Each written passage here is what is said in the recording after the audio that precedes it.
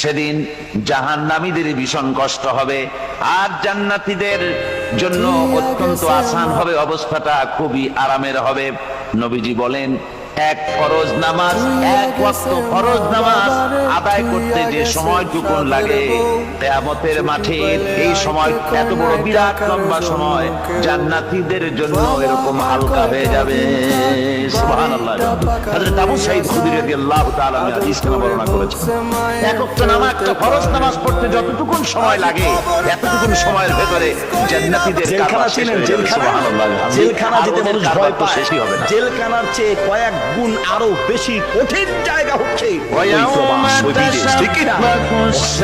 জেলখানায়। তো মাস 2 মাস পর হলেও পরিবারের সাথে দেখা করা যায়, কথা বলা যায়, দেখা করা যায়, একটু দুই চোখে দেখতে পারে। কিন্তু বিদেশে একটা জায়গা 2-1 মাসে দেখার কোনো সুযোগ আছে? আসমান